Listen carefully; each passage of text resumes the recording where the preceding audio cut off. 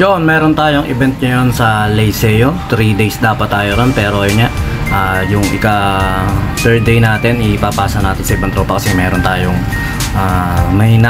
una tayong nauuhan. At saka yan, unang biyahe ng ating bagong pagawang truck. Nice natin, kinulob natin. At saka ito, nandito na kami sa Liceo. Si Miko lang kasama ko natin yun. Dahil nga yung isang kausap natin na bagong matagal ko nang kausap, umuo na ganitong oras kami magkikita. Dinadalawang beses na ako na kumbaga parang hindi ako pinupuntahan pag magbubuhat na, tapos pupunta na lang pag setup na ganyan. Wala nang bubuhatin at saka wala nang gagawin. Anak ng tokwa ako to. Medyo ayun nga.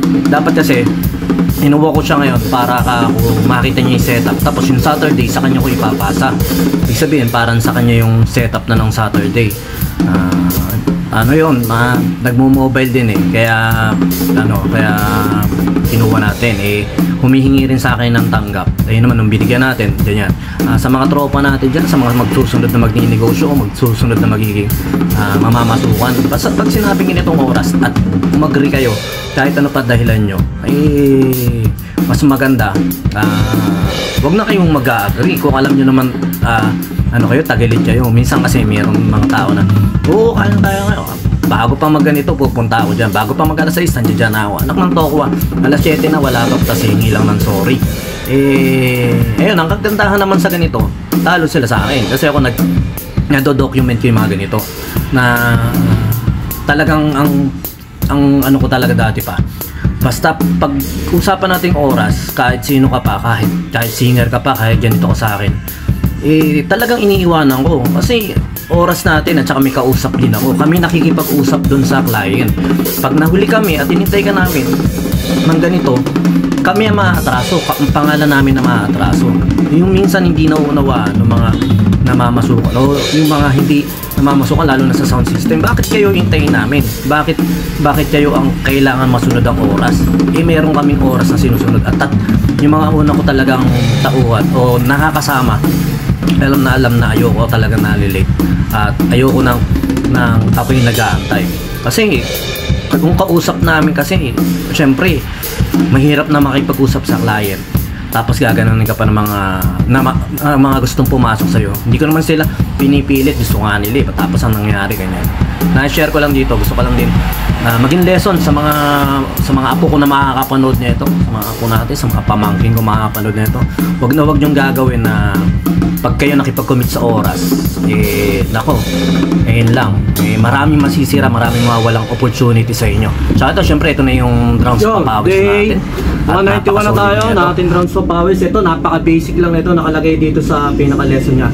Rock fusion daw, pero basta, yun, nakalagay dito, rock fusion daw. O sige, basic natin. Napaka-basic na mga beat dito. Pero meron din tayo magagandang makukuha rito. Isang pasada lang, napaka-basic na mga beat dito. Okay, first bar natin, 2 bars natin pa-play. The same lang din. 1, 2, 3, 4, 1, 2, 3, 4, 1, 2, 3, 4. Okay. The same lang naman yung first bar at second bar. Third bar tayo, ang count natin 1 and 2 and 3 and 4 and 1.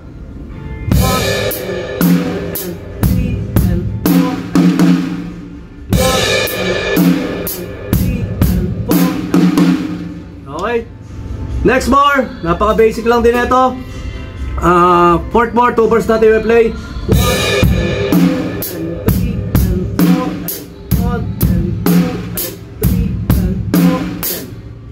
Next bar, fifth bar, may dotted note tayo. Ang count natin doon 1. Rest yung, ibig sabihin ng rest yung E at saka N. Tapos ang count natin, bali 1 E and A. Yung dapat ibig sabihin, dapat imbis na 1 E and A, magiging 1 E and A. Yung E at saka yung N, walang count, hindi natin bipit. Bali, 1 E and A. Hindi 1 E and A. Kundi 1 E and A, 2 E and A. Pag may dotted siya, pag may nakita kayong dotted, ibig sabihin nun, hindi nyo kaya count. O kung halimbawa, ang dotted niya hanggang N. 1EN A. 1EN. Imbis sa 1EN, yung dalawang EN hindi nyo pe-play. 1EN, 2EN, 3EN, 4EN. Yan din sa triplet. 1 triplet, 2 triplet, 3 triplet. Basahin nyo sa dated nya. Okay, dito tayo. Ang count natin 1EN na 2, 3, and 4, and 1, and 2, and 3, and 4, and 1, and 2, and 3, and 4, and 1, and 2, and 3, and 4, and next, ang count natin dito 1, and 2, and 3, 4, 1, and 2, and 3, and 4, and 1, and 2, and 3, and 4, and 1, and 2, and 3, and 4.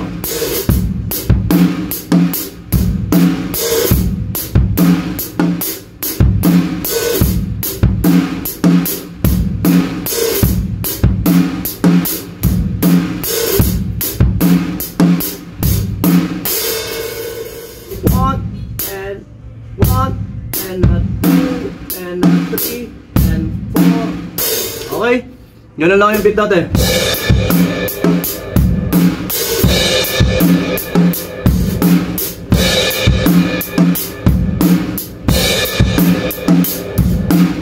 Okay, next pattern natin 1 and 2 and 3 and 4 and yung N natin, NA, dalawang kick yun. 1 and 2, 1 and 2, 1 and 2 and 3. Doon muna tayo sa 1 and 1 and 1 and ayun yun 1 and 2 and 3 and 4 ulit 1 and 2 1 and 2 and 4 and 1 1 and 2 and 3 and 4 and 1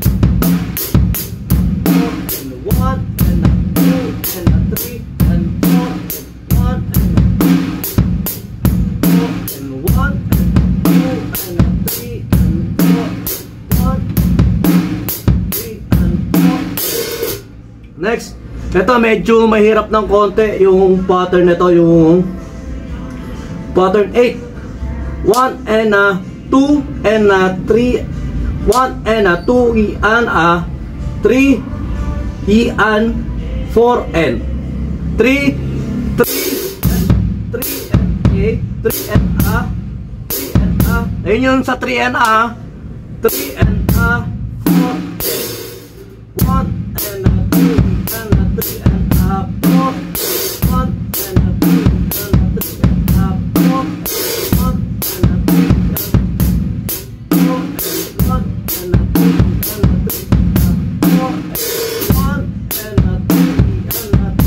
and 4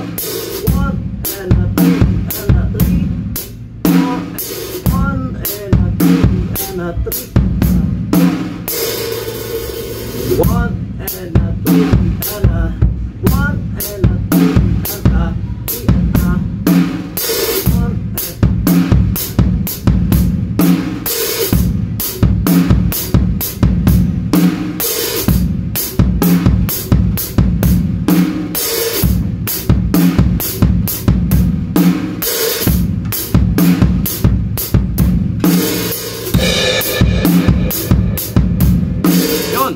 maganda yung beat na yun. Kaya sabi ko nga sa'yo, pag meron tayo na nakikita sa bawat pattern na ano natin, pwede natin paulit-ulitin kasi ang gaganda ng mga beat na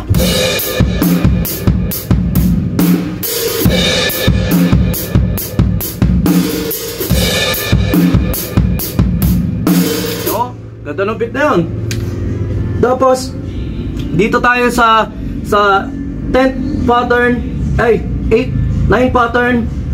Meron tayong count dito na 1 and 2 and 3 and 4 and yung 3 and at saka 4 and para diddle yun. Para diddle. 3E and 4E. Pero doon muna tayo sa 1 and 2 and 3 and 4 yan.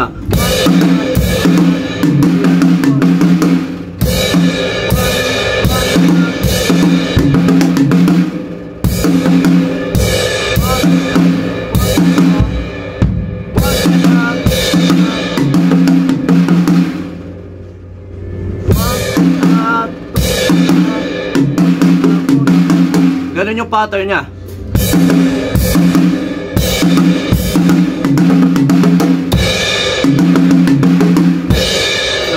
Ganun lang.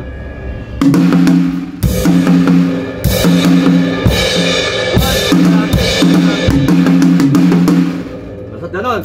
Tapos dito sa 10th, 1 triplet, 2 triplet, 1 triplet, 2 triplet, 2 and 3.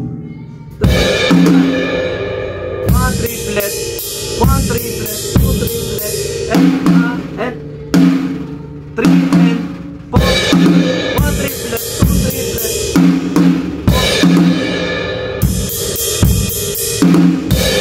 Ganun yung pattern niya. Tapos, dito sa may 1 and 2 and 3 and 3 and 4 4E yan 1, 1. Ganun lang siya. Yun lang. Tapos dito sa 5th, 12 bar, 1 and 2 and 3E and 4E yan 1 and 2 and 3E yan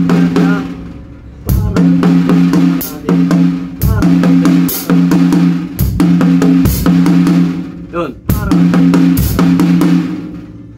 1 and 2 and 1 and 2 and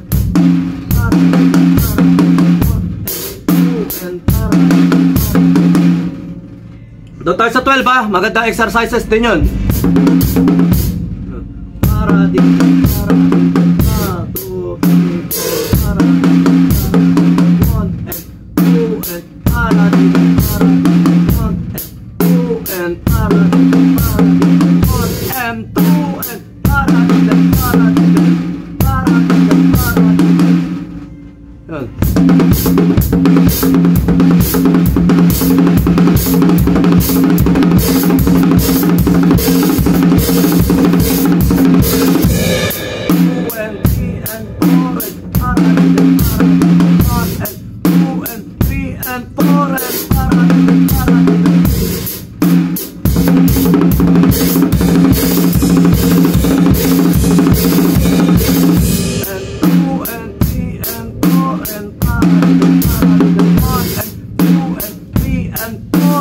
Okay, yun, sarap yung pattern na to. Basic rock fusion daw siya, pero yun nga. Sana na-record.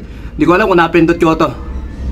Yun, kagagaling lang ko lang din sa Liceo. Mayroon kami event doon. Iniwanan ko lang si Miko para makapag-drums pa pawis, para makapag-video tayo ng konti para hindi natin nasasayang yung araw. Mabalik na ako sa Liceo. Yun, maraming salamat. Yun, maraming salamat sa mga tropa natin dyan na nanonood. At sana sa mga apo ko makakapanood nito, at saka sa mga pamangkin ko makakapanood nito balang araw, naknanto ako. Yun nga, maging lesson sa inyo, wag kayong magpapalit sa lahat ng kausap nyo.